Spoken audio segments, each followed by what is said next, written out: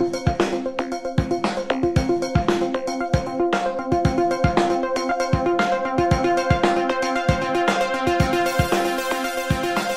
you, sir. Okay, so I'm the guy that's standing between you and lunch right now. So I always love this spot. Is Marco still in the room? Did he walk out? Hey, Marco, are you from California? I'm not. You're, okay. So I was just going to say, because we always forget our shoes. And one of those instances still bugs me because I forgot my shoes. I find them just like you did. Shoes, $300, cab ride to get them, $120. I mean, it still bugs me to this day, right? So anyways, my name's Chester Ritchie. I run market development and strategy for Worldpay. And Worldpay is the third largest processor globally. We're here because we often get asked for our opinion on what's happening in the payment space. Can you guys see that okay? Is it a little washed out? Okay.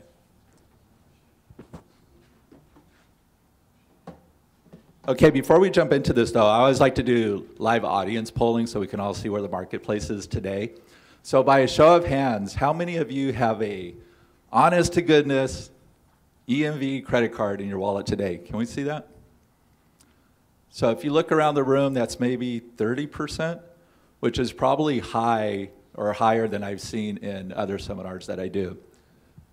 This is the most important technology advancement in our industry. We have to get it implemented in less than a year, and you can see market adoption right now is maybe 15, 18% of the marketplace today. So lots of work for us to do because this is what's going to protect cardholder data. Now, this is my wallet.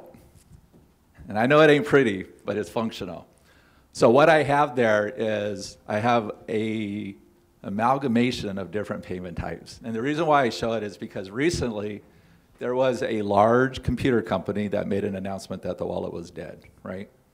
And I'm here to say it's not. So there'll continue to be innovations that come around, but they'll just make using those card brand rails easier and more convenient for us. So as an example here, I have my smartphone, which is an iPhone, and I have 3 primary payment apps that I use on it. So I use the Starbucks app almost daily. I love that thing, the way that they've implemented it. How many people use Starbucks, the Starbucks app? Okay, so here's what's kind of amazing. How many of you guys use Uber? That's the other one that I use all the time. Yeah, I always thought that Starbucks, you know, because we always hear it's the biggest, is the application that, you know, really has the mind share and the market share out there, but Uber's really taken off in a big way. So I use those 2, and whenever I'm home and I'm kind of lazy and I don't want to go out to get something to eat, I use Grubhub, so they deliver the food right to my house. And how many of you guys use Grubhub? Yeah, so they're just, you know, slowly starting to roll that out. I love Uber though, because right, you can walk out of a building, it'll show you a car is 2 minutes away. You hit that, you know, choose card or select card, and it's there in 2 minutes. Unless, has anybody ever taken Uber in Hawaii?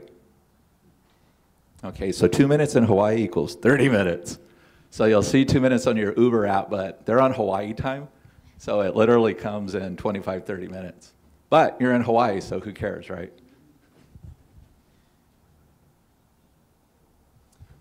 Okay, now we all know our industry in the payment side, especially from processors and acquirers, that our industry will change more in the next 2 years than it has in the previous 10. I mean, we know that today. The reason for that is, as we all know, anything that's paper-based continues to be obliterated by technology, right? That automation continues to happen. Cash is no different, so cash and the systems that manage cash continue to go by the wayside. So things like these old, clunky legacy register systems, we're seeing these replaced at just a lightning pace out there by these new tablet-based POS systems today, along with things like the dedicated credit card terminals. So the thing with the credit card payment terminals that was surprising to us is how fast this market has declined. So this market has fallen through the floor by about 13% right now per year. We've already been through this scenario in implementing EMV overseas in Europe, and this market has never come back. So if anybody's out there thinks that this market will come back in the United States, it ain't happening because we have much better solutions today. And a good point to reference on this is Best Buy. So if you went into Best Buy a few years ago, what did you see? I mean, there was a store chock full of inventory, right? There was a dedicated electronic device for anything and everything you wanted to do. But have you been in Best Buy lately? And what does it look like today? It's a big empty cavern, right? Other than when you first walk in, there's those big giant screen TVs that everybody hovers around. Really, it's an empty cavern except for the Apple aisle and the Samsung Android aisle. So anything that was a dedicated electronic device has been replaced by this multi-use device that we call a smartphone. So we see that over and over again, and we don't expect a dedicated credit card terminal to buck that trend. There's much better solutions today, and we continue to see those roll out. In fact, this is what electronic payments look like in our industry today. Quickly growing, as we just heard, to $1 trillion market. But what is surprising about this, although I loved when he just told us the story about ordering those tires, that's what's happening to the e-com market. So the e-com market is no longer growing. It's flatlined or baseline at $300 billion a year. So all the growth really is in mobile payments today. The reason for that is he just told a perfect story, is people are accessing those same e-com sites on their mobile devices. And we know that's true because PC sales have stagnated, while tablet sales have gone through the roof. So people continue to access same e-com sites just on mobile devices today. This is a great stat from the Fed. This is how convenient mobile makes it to make a payment. So for the first time ever, credit and debit usage has outpaced cash in the United States of America. First time ever. I'm going to throw out a couple of these statistics for you because what we believe is we're finally at the tipping point, and now is the time to not just dip your toe in, but to jump in wholeheartedly into mobile payments because it is taking off in a big way. First time ever, credit and debit outpaced cash. And in fact, this is what's happened to cash. For the first time ever, cash usage is on the decline in the United States of America by 1%. What's interesting about this is we have room to grow. Because the rest of the world that's in front of us with mobile payments, cash usage is actually declining by 10% per year. So this thing is going to accelerate. The fuse is lit, so we're ready for takeoff here. So a lot of people ask us all the time, you know, why now? We've been listening to all about this whiz-bang technology over and over again, coming to conferences like this, but we just saw that nice quote from Bill Gates that, you know, you have to look at what's going to change over 10 years versus 2. But the reason why this is finally happening today is people's comfort level with using the technology has finally hit the tipping point as well. So those same websites that they've been paying their bills on year in and year out has made them used to putting financial information into a computerized type of system. They're accessing those same sites, not from a stationary computer today, but from a tablet or a mobile device, so they're finally ready. That consumer behavior, though, changing it, very, very hard, and there's a long tail on that. For those of you that were at the EMV day, we heard a great story from Nigel over in Europe. The very first supermarket that they implemented on EMV, it had 20 lanes. By the end of the day, 300 people had left their credit cards at that store for that day. So that's just a great example of it's hard to change consumer behavior, but we're finally there. Okay, the other reason why mobile's ready to take off is we're always on them all the time. I mean, you look around the room right now, probably half of you are looking down at a mobile device, and that's the way it is. Just in the last 3 years, mobile device usage, just the number of minutes, is up over 1,000%. It's huge. This is a true story. A few months ago, I had a creak in my neck for months. That wasn't going away. So I finally went to the chiropractor, and she asked me, you know, do you use your phone all the time? Yeah. And then she asked me if I used a tablet in bed. And unfortunately, I had to say yes. And what you're doing is you're doing this all the time. So it's putting that strain on your neck. So she told me to stop doing that. Creak went away. So the other thing that I found out is people love their mobile devices in bed, sometimes more than their spouses. It's crazy. But anyways, people are using these devices all the time, so they're really comfortable with them. This is what an exploding market looks like. So this is mobile in-store payments, expected growth rate over the next few years. We expect this market to grow 42 times what it is today. So not 42%, but 42 times. That's a compounded annual growth rate of over 150%. And the last time we've seen a market growth curve like this was the dot-com days. So when that happens, what else happens? The money guys jump in, right? So we got a ton of money sloshing around in our industry today, more than any other time ever. And what you get with that is you get something like this. You get a ton of challenger brands out there with some whiz-bang technology. I mean, we heard about some of it here. It's just awesome stuff. In my position at Worldpay, I'm fortunate enough to get to interact with a lot of these types of companies day in and day out. And I love some of this technology. The thing, though, that I always have in the back of my mind is the payment infrastructure. And what people don't realize when they touch payments is they're touching money, which is credit, which is banking, which means your biggest partner is going to be the government. And last time I checked, those guys aren't known for moving fast or being very innovative, right? Those hurdles often are so large, and it's the reason why these challenger brands can't overcome those hurdles and end up getting back out of the marketplace again.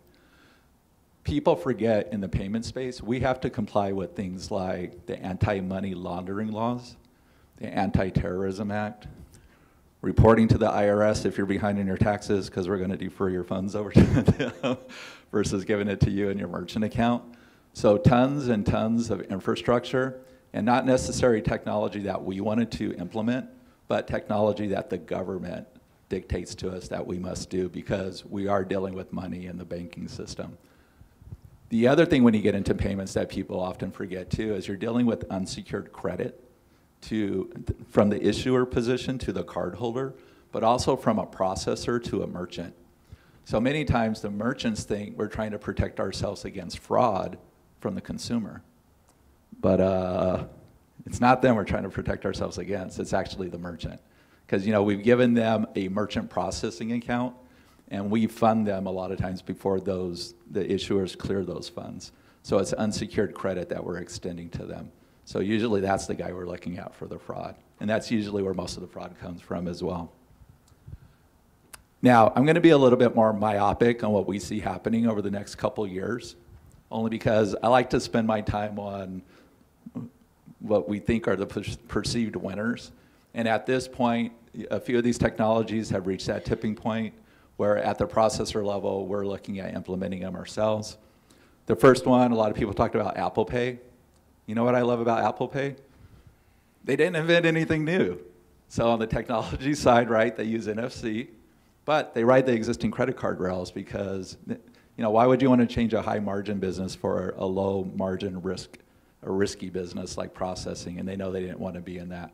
So we actually think that that thing has a good chance of succeeding. Okay, so I want to walk you guys through what we see as some of the technology innovations that are taking hold today. So the first one are these mobile card readers. So I remember earlier when I was talking about changing consumer behavior, these things came on the market a few years ago, right? Like Square. So Square had this nice little dongle that you can plug into an audio jack. Didn't work very well. You had to swipe the card a few times for it to read, but it was okay for the low volume of transactions they were putting through it. Fast forward a few years, these puck or dongle devices that you see on the left-hand side here, these are viable solutions for a merchant to become EMV compliant. Low-cost solution, and that puck there, if you can see the card on the bottom in there, it's a little washed out, but that puck is a fully compliant EMV device where you can dip a card. It's a PIN entry device where you can put in your PIN number. If you don't happen to have an EMV card, there's always a swiper on it. And it connects to any device via Bluetooth. Could be a legacy POS system, could be a tablet, could be a smartphone. BOM cost on something like that's about 80 bucks. Much easier for a merchant to become EMV compliant with a device like that than reinvesting in a $500, $600, $700 dedicated credit card terminal. So we see those things taking off in a big way. When we went out and we surveyed the market, this is what we found. 40% of merchants out there already have one of these devices that they use. Could be at a sidewalk sale, could be at a flea market, could be in their store. We're seeing them more and more in the stores. But we're surprised at that number, 40%. What we liked about it, though, is not so much that the merchants are using them, but that they're exposing consumers to a different method for taking a credit card. So when we turned around and we interviewed the consumers, what we found out is over 80% of consumers today know or have interacted with one of these devices. Very important for changing consumer behavior because it starts to build in a trust factor. My own story for this, I live in Laguna Beach, California. Went to the annual art fair a couple years ago. Bought a piece of art, gave my credit card to the artist. She immediately whipped out her cell phone, plugged in her car, and swiped my credit card. And then I immediately had an argument with her because I literally thought she was skimming my information. 2 years down the road, I've had that interaction multiple times with multiple vendors. So I'm a little more comfortable with it as long as I can see their screen, right? Because you never know what's on the other side of that screen because they could be skimming your information. So even when someone like me, you know, I'm not 100% trustworthy of that versus if I go to a supermarket and I see they have a Verifone type of terminal there. So all of us, I think you'd agree, we have a lot more comfort in that than we do some of these new mobile devices. Okay, now there's another reason why these mobile terminals are really taking off other than just the lower cost, and it really is all the fraud that we see out there. So everyone knows the EMV liability shift is upon us now. We have less than a year to implement it. The media, day in and day out, we're seeing these stories, right? Hacked, breached, cardholder information taken. Those credit cards I was showing you earlier on my wallet, that Southwest card's been replaced 3 times this year because of fraud. Not fraud that I incurred, but fraud from merchants that had to reissue all the credit cards that were taken within their locations.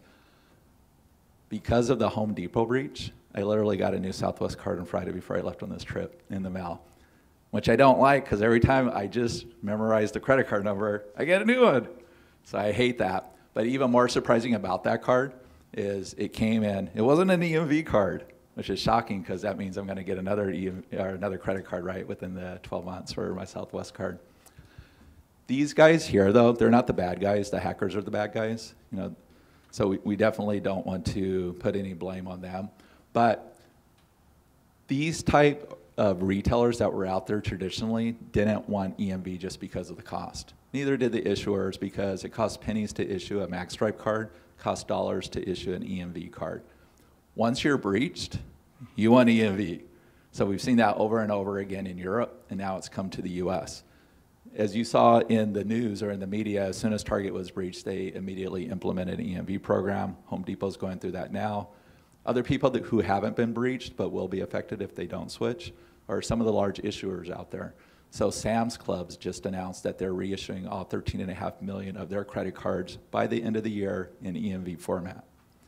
My point here is it's happening, folks, finally. So we're there. Here's the other reason it's happening. I mean, if you were to listen to the media, they would have you believe that merchants in the US are getting breached every single day, right? I mean, the media is good at that stuff. So what's the truth? Well, the truth is they're right. So this is a product called IP Viking that tracks all the hacking attempts for their customers. This is a map of the world, a little hard to see up here right now, but can you see where all the hacking attempts are going into? They're going into the United States of America. The reason why, my EMV friend Jacqueline back here will tell you, whenever someone becomes EMV and security compliant, the hackers just move on to the easier target. The rest of the world's all EMV compliant. US is the last holdout. Look what we get as a result of that. And this isn't changing. So people that didn't want EMV before, guess what they want now? They want EMV because they want that protection. Okay, so EMV finally come to the United States. This was announced a couple years ago. We didn't see a lot of adoption of it, again, because on the issuing side, it costs them money. On the processor side, it costs us money. We have to retrofit systems. Merchants have to invest in new technology. Nobody had an EMV card, so nobody wanted to pay. Today, the card brands have tried to do the carrot and the stick. So what they've said is, hey, if you're using an EMV compliant system, we'll protect you from the fraud. So they're going to do a liability shift in October 2015. The basics of it, and Jacqueline, can you raise your hand? So Jacqueline, she was running the EMV day here. If you guys have questions about EMV, I definitely seek her out. She's an expert on it. So I'm going to give them the Cliff Note version. So the Cliff Note version is this. When you look at the payment stream, whoever's using the least compliant EMV solution is the guy that's going to be on the hook for the fraud. So if you're a merchant, you don't have EMV and fraud occurs, you're on the hook for all the fraud. If you're a merchant and you have an EMV solution that you're using, but maybe the processor doesn't or the issuer didn't issue an EMV card, you don't have to worry about the fraud any longer. So you can totally get out from underneath that liability. So that's a big boon for merchants out there. Okay, so we got less than a year to implement this technology, so what do we think that's going to do to the market? Well, we think over 50% of all the payment systems that are out there are going to be replaced in the US this year. So huge opportunity that's out there. What that also means is half of you in this room, you're not going to make it. So look to the guy on your left, look to the guy on the right. You don't want to be that guy. And the reason for that is you're putting your business in harm's way if that happens. The other thing that I learned at EMV Day is we're sharing the same certification resources with China, who also happens to have the same liability shift date. So if you don't have an EMV plan today, I highly suggest you get one in place, because if you don't and you think you're going to jump on this 3 months, 4 months from now, you're going to be on the other side of that 50% curve, just because there's a huge bottleneck happening where everyone trying to go through their certifications and you're just not going to get it done. Would you agree with that, Jacqueline? Yep. Okay, the other thing that we're seeing out there is when people are replacing their payment systems, guess what else they're replacing? They're replacing their entire legacy system as well. And that's why a lot of these existing legacy point-of-sale systems are being replaced by tablet and cloud-based POS systems as well. This chart, again, a little washed out. The orange line on top is the European market, what we saw happen in Europe. The bottom line is what's happened in the US. So this is the dedicated terminal market. It's fallen by 13%. It's only coming back 1%, and it ain't coming back any higher than that. The reason for that is we have much better solutions in the United States today for taking payments, which are some of these. So mobile's a great thing because there's a lot more functionality that you can put into that device. And you can do things like not only payments, but maybe the reward systems on there as well.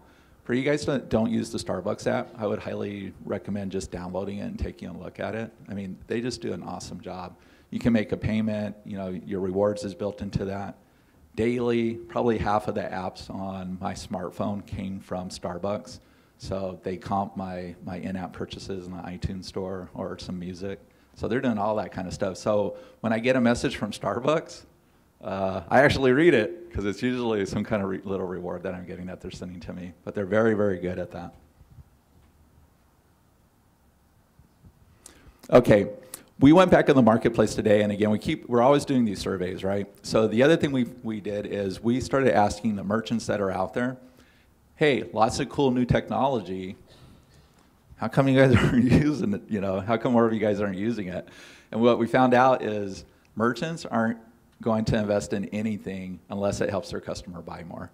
So these guys are technology laggards, and a lot of times they're a little cheap too, right? Because retail's tough. So they're not investing in any technology unless it helps their customer buy, or it makes the transaction a little easier. So when we were out there trying to sell an EMV terminal a year ago, we got pushback on that. Merchants didn't want the extra $100 cost of that terminal because nobody had an EMV card. They had a good point. Same thing for consumers. When we polled consumers and asked them why they're not using some of this whiz-bang technology today, you know what we found out? We actually found out that credit cards, they become pretty convenient. So we heard responses like, I give my kid my credit card to go shopping. I don't want to give him my phone. I go to the gym. I'm sweaty. I don't want to have my phone with me. I surf. I swim. You know, on and on and on. So lots of reasons why that credit card, that piece of plastic, isn't going away. And I know I'm probably the contrarian guy here, but we've been hearing for 10 years that credit cards are going away. And believe me, credit cards aren't going anywhere. They just become too convenient. A lot of this mobile technology, just another avenue for convenience, but that plastic, that's going to be with us for a long time. And I give you my story. Our headquarters is actually in Europe. I was over there, had to catch a train to get to the office. I don't have an EMV card, as we all saw. They only have a kiosk, and that kiosk only takes EMV cards. Doesn't take mobile, doesn't take cash, doesn't take anything else. So if you don't have an EMV card, you're out of luck. And that's what's coming to the United States in the next year. Okay, so let's talk about some of this mobile technology. So two types when you hear mobile. So the in-store, where you're physically tapping your device against a payment fob. And then what we call m-commerce, mobile commerce, where you're embedding your payment information in an app. And that app is actually vaulting the information for you and then using tokens to represent it out there. So I'm going to talk about two real quick. NFC, we're big believers in this since Apple finally jumped into the marketplace. They have 40% cell phone market share in the United States of America. Until they did something, nothing was going to happen with this. Now they're in a big way. All the Android phones that are out there already support NFC. We think it's a winner. For a merchant, there's a reason it's a winner. Their card brands have said that they will treat those payments as EMV payments. So what that does for the merchant is it gives them the best buy rate, the card present rate, and it gives them the EMV liability protection. From the consumer's point of view, it's convenient because you don't have to have the card on you, but we're also protecting cardholder information because we're running it through this way versus a physical credit card. So winner two ways. For consumers, the other thing that we're doing is we're about to bring a mass market to them as well. But with that said, there's still some work to do. So Apple's announcement was great. 220,000 retailers out there can take an NFC-enabled payment today. That's only about 5% of the market, right? So it's 3.6 million merchants in the US. This is what we've seen in the rest of the world. There's about 500 million NFC-enabled handsets out there. The rest of the world is ahead of the United States in mobile payments because they don't have the banking infrastructure that we do. But it hasn't taken over where it's taken over all payment types. It's just one of many payment types. So there's 500 million handsets out there. There's about 6 million retailers that have an NFC-enabled point-of-sale system today worldwide. So you can see we obviously have a lot of work and a lot of catch-up to do here just to make sure everybody gets NFC and they start using NFC. How many of you guys, I mean, you guys are all mobile guys. How many of you guys use Google Wallet? Yeah, I mean, that thing's been around for a while, right? I mean, I see it at Walgreens when I walk in there sometimes. I just use it just to do it, you know. Okay, this is where I think the bigger win on Apple Pay is, even though they didn't really talk about it, and it's in m-commerce. So m-commerce is really blurring the line between in-person payments and e-com mobile type of payments. Traditionally, an e-com payment was you weren't at the place of business, so they got charged a higher rate that we call a card not present rate because there was a higher chance of fraud. But now you can actually embed your payment information into your mobile, and just like we heard the story about the tire shop, you know, you're there physically, but that merchant's still getting charged a card not present rate. So it really blurring the lines between the two. This market is really the one that's on fire. Just showing the growth rate of Grubhub here. And you know, Grubhub's still rolling out in its infancy today, but taking off in a big way. The Apple Pay SDK, one of the things it has in it that they really didn't talk about too much is they have the ability for a developer to drop a pay button in any iOS app. So how many people have kids? Okay, so most of us. You guys have the same problem I have, which your kid makes all these in-app purchases when they're playing games in that all the time. Well, Apple literally just turned the physical world into an in-app purchase with this. So anybody that has an iOS app can drop that pay button in it. And I don't even know, does anybody know how many iOS apps are out there today? I'm sure there's over 1 million of them, right? It's humongous. But yeah, anywhere you walk into now, you'll be able to pay. It's just great all the way around. The other reason why I like this is really what's happening here is the credit card information is being vaulted up in the cloud, and then they're using tokens to represent that information out to the card brands.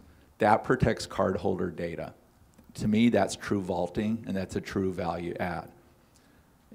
If you look at the legacy systems out there, let me tell you how they work. So my wife and I started buying tanning salons several years ago, so we got to see a lot of different legacy systems out there. So any system that has like membership functionality, or you can belong to the club, like the wine club or your gym membership, if it's a legacy system, most of them work like this. Yeah, we have a vault. It's called Microsoft Notepad.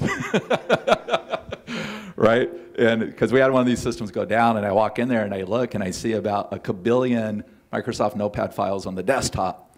And I start opening them, I'm like, all these things are full of credit card numbers for each month that they're processing those transactions. That's how information gets hacked and breached all the time, because we're putting it out on the lines and it's just not secure. So now think of yourself as one of those small merchants. You know, you just bought or invested in a really cool system. You don't even know you have exposure to this stuff, right? So having true encrypted vault functionality and using tokenization is going to go a long ways in protecting cardholder data and those merchants themselves. So I love that kind of stuff. Here's the other thing that's happening when we talk about bringing mobile payments into the place of business is we expect, this is a startling statistic, but within the next 2 years, over 90% of the sit-down restaurants will have the ability to make an in-store payment.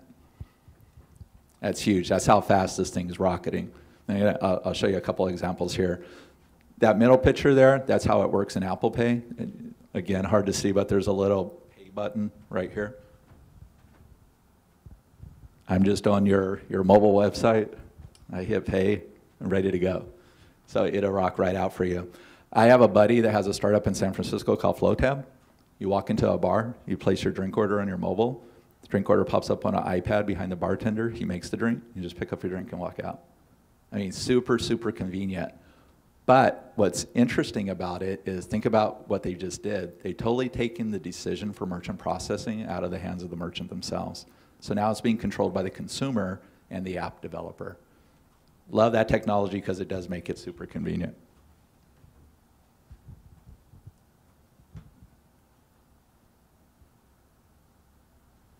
I'm just trying to think real quick if there's any other, yeah.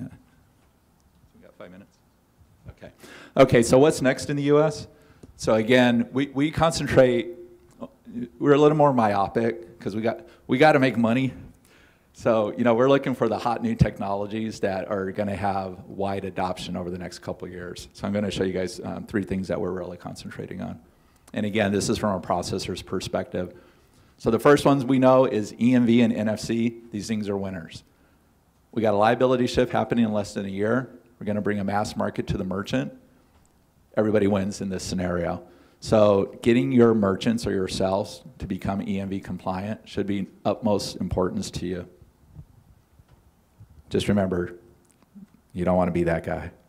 So the other side of that curve.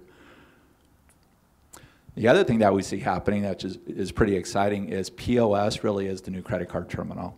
So what these cloud-based POS systems have done is they've really concentrated on the 80-20 rule, and they've implemented the 80% of the POS functionality that retailers are actually using today.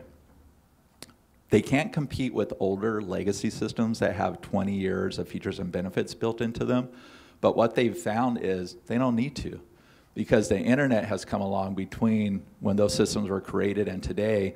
So a lot of the logistical features that are in these older systems just aren't needed anymore because they're taken care of on the internet. I mean, even other features like polling. You guys remember the polling days where you had to pull all your data? I mean, that just doesn't exist anymore because the internet's live and online. The other thing that this is doing for retail in general is it's just greatly simplifying point of sale overall. That unit that we're looking at there, we continue to see new hardware companies come on the market that provide that simple type of functionality to cloud-based POS. That's from a company called Paola. It kind of looks like a first generation iMac or something like that. But there is a receipt printer built into the base of that unit. That's a scanner on top, handheld scanner you can take off, pull, payment device on the back end side, fully EMV compliant, and then it's a bracket that you can slide any tablet-based POS into. So one unit, there's only one cable for that unit, and all of these tablet-based POS systems deal with that.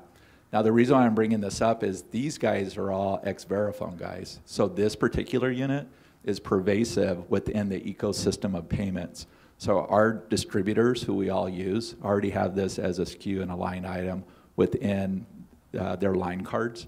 So now when you fill out a merchant application for merchant processing, you'll start seeing units like this that you just do a checkbox next to, just like you did with a dedicated credit card terminal before. So lots more functionality for the retailer, a lot cheaper, winner all the way around. Okay, then the last one is mobile. So I'm a huge believer in this just because of the convenience factor. We love using Starbucks, you know, the Ubers and the Grubhubs of the world. This is right across the street. I took a picture of the Panera Bread sign. Has anybody used the Panera Bread app? I don't even know they had an app, but yeah, but they do. So look at this. PaneraBread.com, or go to the App Store, download our app, register your credit card, enter your order, come in and pick up your item.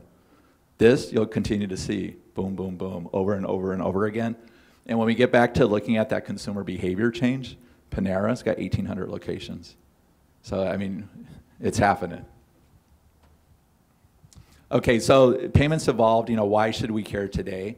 Well, 3 big reasons why we know that we finally hit the tipping point is the first one is we have the liability shift. So less than a year, you have to have EMV implemented. So I would definitely remember that. The other thing is the leading economic indicators are in our favor now. So cash and credit outpacing cash, and cash usage is down. The other thing that I always look for, because again, day in and day out we get to deal with the new challenger brand companies out there, consolidation in our marketplace is on a rampant pace. So over the previous 2 years, we've seen a lot of these challenger brands get acquired by processor companies. So today, the processors themselves have solutions for EMV, NFC, vaulting, so mobile, and complete point-of-sale systems that they're offering at a processor level. All of that together equals, where we're going here in the next 2 years. And I look forward to implementing some of this new technology with you guys. So thank you.